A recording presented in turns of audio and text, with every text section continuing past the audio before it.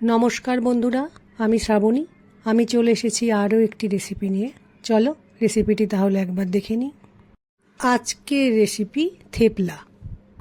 এই থেপলা গুজরাটের একটি রেসিপি। এটা একবার বানালে ফ্রিজে স্টোর করে রাখলে বেশ কয়েকটা দিন খাওয়া যায়। কোনো জায়গা বেড়াতে যাওয়ার সময় যারা বাইরের খাবার খেতে পছন্দ করেন না, তারা এটা বানিয়ে নিয়ে যেতে পারে। এটা বেশ কয়েকদিন ভালো থাকে, নষ্ট হয় না। এখন আমি আজকে এই রেসিপিটি শুরু করছি, আর ভিডিওটা পুরোটা দেখার অনুরোধ রইল। এই থেপলাটা বানিয়ে নেওয়ার জন্য আমি একটা পাত্রের মধ্যে আটা দিয়ে নিলাম। যতটা পরিমাণ আটা দিলাম তার 4 ভাগের 1 ভাগ বেসন দিয়ে দিলাম। ঝালের জন্য দিয়ে নিলাম কাঁচা লঙ্কা কুচি, বেশ খানিকটা কসৌরি মেথি দিয়ে নিলাম, একটু আদা গ্রেট করে রেখেছিলাম সেটাও দিয়ে নিলাম।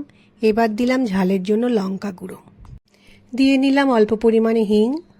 জোয়ানটা দেওয়ার সময় হাতের তালুতে একটু প্রেসার দিয়ে ভেঙে দিলে তার টেস্টটা খুব ভালো হয়।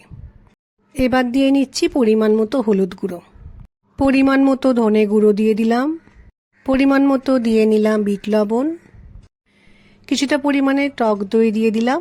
টক দইটা অবশ্যই দিতে হবে। এবার যেটা দিচ্ছি সেটা সাদা তেল দিচ্ছি। তোমরা সাদা তেলের পরিবর্তে ঘিও দিতে পারো।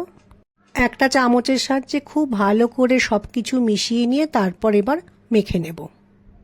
এটা মাখার সময় দই যেহেতু আছে, প্রথমে একটু ভালো করে মেখে নিয়ে যেটুকু জল লাগবে জলের পরিমাণ নিজেদের বুঝে নিয়ে তখন ভালো করে মাখতে হবে। আমরা যেমন লুচি বা পরোটার সময় আটাটা মাখি সেইভাবে মাখতে হবে। খুব নরমও না, আবার খুব শক্তও না। মেখে নেওয়ার পর আমি আধ ঘন্টা মতো রেস্টে রাখবো ঢাকা দিয়ে। আধ ঘন্টা মতো হয়ে গেছে। এবার আমি পাত্রটার উপর থেকে ঢাকাটা সরিয়ে নিয়ে আরও একবার ভালো করে মেখে নিয়ে দুটো টুকরো করে নিয়েছি। পরোটা ভাজার সময় যেরকম লেচি বানাই সেরকম লেচিগুলো বানিয়ে নিয়ে হাতের সাহায্যে একটু গোল গোল করে নিয়েছি।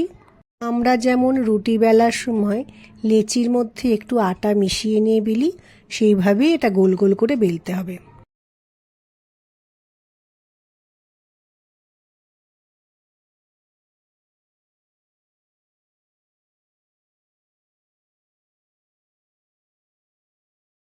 থেপলা রুটির মতো গোল করে বেলে নিয়েছি। এবার এটা আমি তাওয়াতে ভাজার জন্য রেখেছি। প্রথমে দুদিকটা উল্টে পাল্টে একটু সেঁকে নিয়ে তারপর আমি সাদা তেল দিয়ে ভাজবো। এটা ঘি দিয়েও ভেজে নেওয়া যায়। যাদের ঘি খাওয়া বারণ নেই বা ঘি খেলে কোনো অসুবিধা হয় না, তারা ঘি দিয়ে ভাজতে পারো।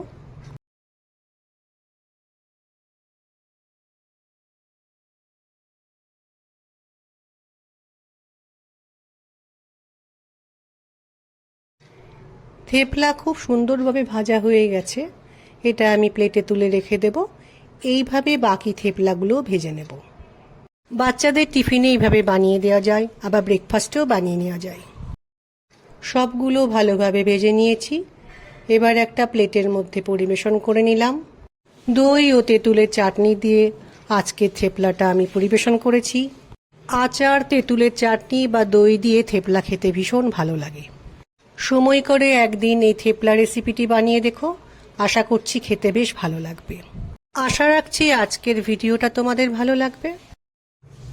আমার আজকের রেসিপি ভালো লাগলে লাইক, শেয়ার ও সাবস্ক্রাইব করো।